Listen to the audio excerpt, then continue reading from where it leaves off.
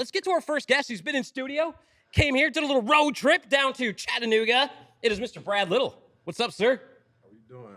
I can't hear you till you're talking to the mic. Okay, good afternoon. What's up, brother? How's it going? Yeah, we're doing well, man. Thank you for having me. It's a pleasure to be here. Where are you in town from? Memphis, Tennessee, but I live in Olive Branch, Mississippi, but it's connected to the Memphis market. I asked you, I was like, oh, you drove all the way out here for this. Then I remembered something. You're a truck driver. You're like, yeah, it's just like a click away. Right. We're neighbors. We're neighbors. How long were you trucking for? Man, a decade or so, man. A decade or so? What got you into trucking? Fell into it. Yeah, I went to aviation school, and then the FAA is tougher than the FMCSA. So is it really? It is. I imagine. they have like legit, like that was one of the things that came up. It was the FAA because people were yelling about the English language proficiency. Like, why do truck drivers need to be able to read road signs? Yeah. Well, I don't know. Well, right. Why? Right. FAA won't let you fly a plane if you don't know. Absolutely. You know, they actually have some standards, unlike us over here in the wild west of freight. Yeah. Your mother is a truck driver too, is she not? Absolutely. It runs in the family. Yeah, it's hard to escape. It was a family business. We had a family business going on. My brother, my dad too. Yeah. Absolutely. You shared with me a document, kind of your journey through the freight recession. We have a couple of pictures from here that catalog your journey, but walk us through this. So let's go to the early days. We're back in 2012. Let's start there. So 2012, I graduated from C1. It's on my hoodie. You can see it. And started out like anyone else, you know, driving for a company, getting my experience, learning the road, enjoying it, seeing it. You know, I was single with no kids, about 23 years old. And, man, I enjoy seeing the country. Yeah. I went on to become a mentor, helped other drivers, you know, upgrade to their seats and try different modes, you know, reefer, flatbed, things of that nature. And then ultimately, of course, my journey took me to become an owner-operator. Yeah. Right? So I went through a lease purchase program, bought a truck. I was able to complete it and buy my truck, and then went on to launch an MC DOT number and grew from there into being a fleet owner. Was it all it's cracked up to be? It's a lot. It's a roller coaster. Yeah. It's tough. It's challenges. You know, you never know what you're going to get confronted with out there on the road. So you always have to keep your gut instincts. Now, there are people out there that absolutely hate lease purchase programs, right? And they tell people to avoid them like the plague. There's people who like them and have been successful doing them. What was your take on being in a lease purchase program? Did that make it harder to get above water?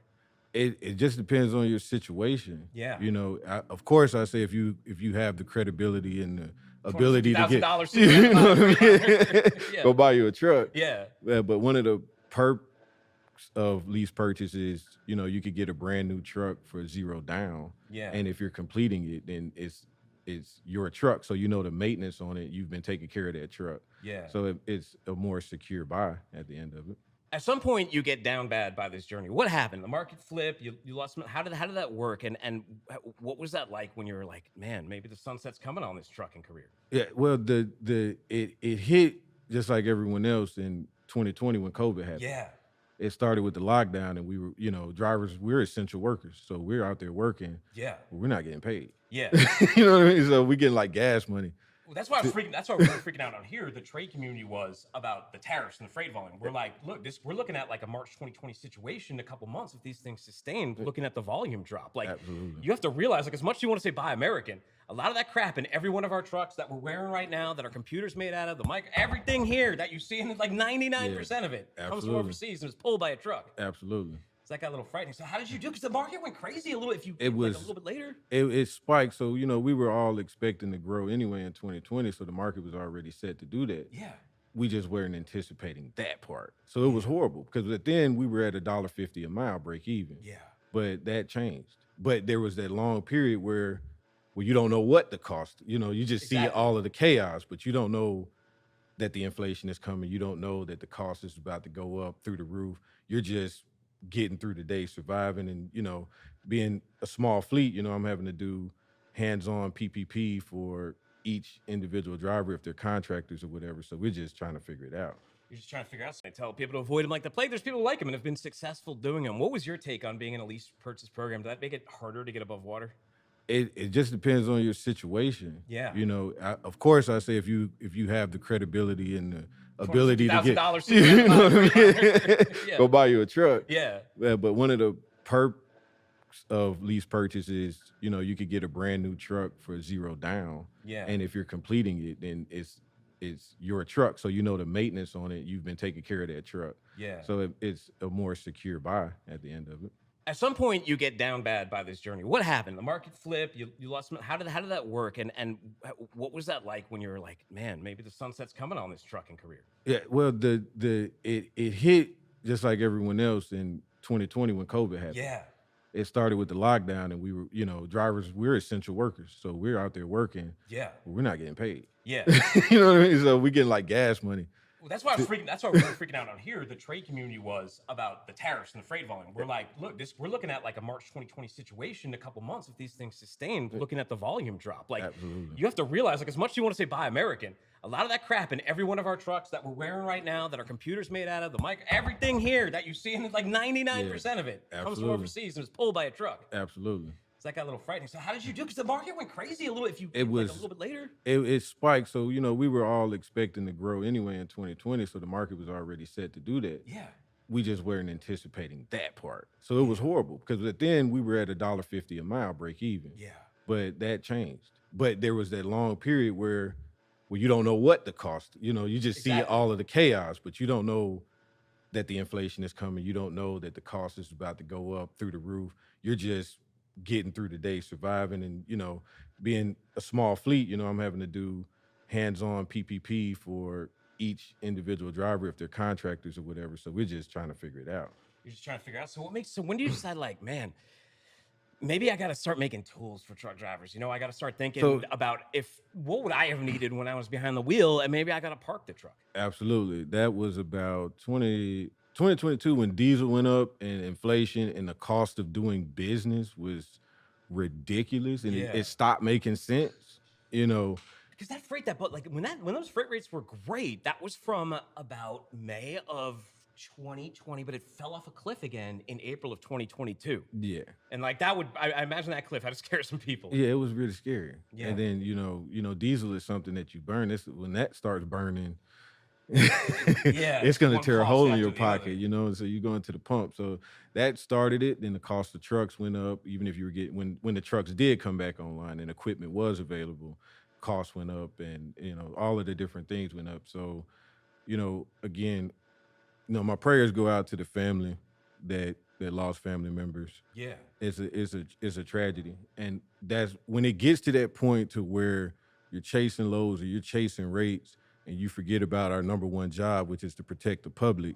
That's when you have to consider other options, and that's when I started considering other options. People think too, like you hear these wrecks and you go, someone died, and it sounds like maybe they're alone in a car. But like in some of these devastating wrecks, like the family's burned. Like you're supposed to be grieving your dead father. Well, at the same time, there's an 18-month-old, a 7-year-old, and the mom herself, all like in various burn units. I mean, awful situation. Truck accidents are never pretty. It's crazy what some four-wheelers do on the road around trucks, and I'm like, you don't watch enough, you need to follow me on X and post and see some of these crashes we post. You wouldn't come anywhere Absolutely. near a truck. Absolutely not. You have to really consider these things. So when does Trucker Buddy start coming together? Show the logo over here, because I want to show where that logo came from. The logo is the dog. Yes, that dog. Oh, absolutely. That's my dog. Her name is Dixie. Yeah. And so when Gen AI came out, you could I just took a photo of my dog and use the AI to create. There she is. Absolutely. That's the real Dixie. That's the real Dixie. So Yeah, how old that's is my she? real She's life around? trucker buddy. Yeah, she's still around. How old is she?